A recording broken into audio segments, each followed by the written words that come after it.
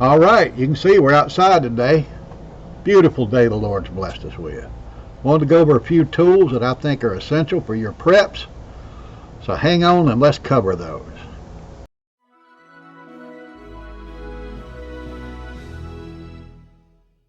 You know we've covered firearms here, ammunition, stuff like that, which leads me to a promo here. I'm going to do a video this coming week about the Ruger 1022 22 caliber rifle and how it's a great weapon for your home defense.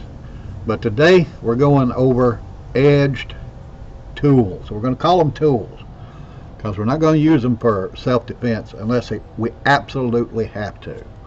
I'm going to go over some knives, a couple other items that I think you need to make sure is in your preps. So let's get on with it. Okay, you see them all laid out here. I've got a few in my collection that I think maybe you should add to yours or something similar to that.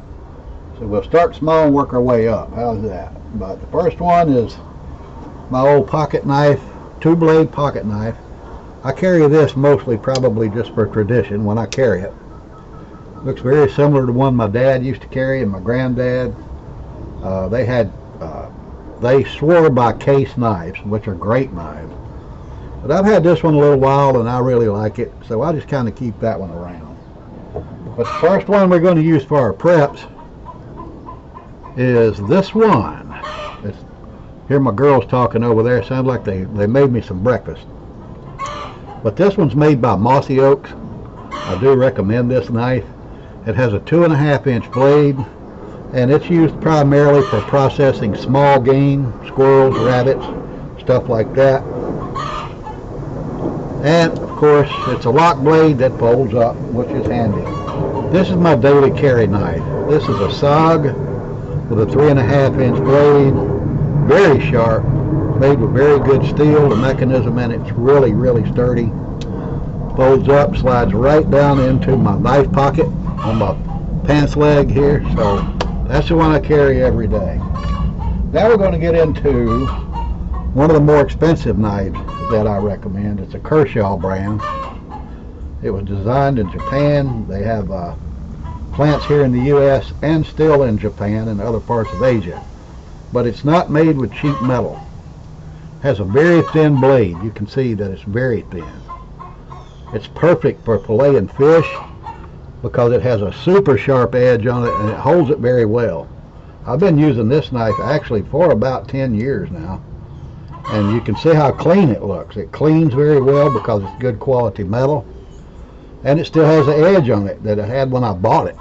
I haven't had to sharpen this one yet. So this is a great knife.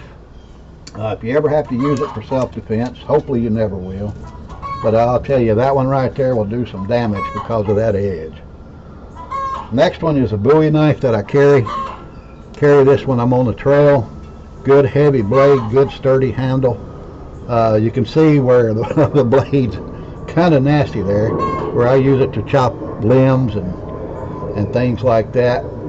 Actually, it's more like a short machete because it's so sturdy and so sharp. I got this one from Smoky Mountain Knives. It's made by Colt Corporation.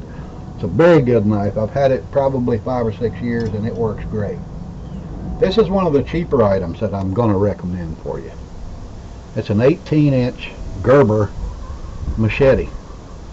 It has a good edge on it, but it does lose it pretty quick.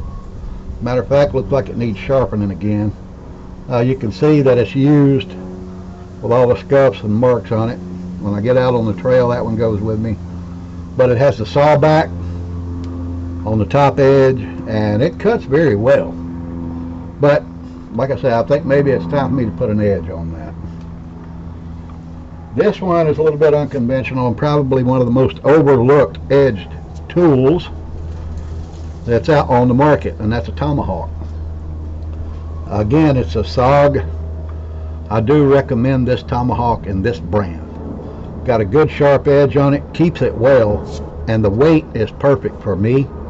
I think it's probably going to be a pretty good one for you too, so might want to give that a shot. And of course we have the old standards that I covered in a previous video. You got your hatchet, your axe, and your handsaw. You need those just in case you need to process wood and you can't run that chainsaw, or you don't have any power, whatever. If you need it for heat, you know, these hand-powered tools will actually do the job. Of course, you just got to put a little more effort into it. But if you have all of these, I don't see why you would ever have the need for another blade to process your food, cut your wood, actually protect yourself, like I said. But hey, right there they are. You might want to consider getting these and adding them to your collection. I think that'll do it for today.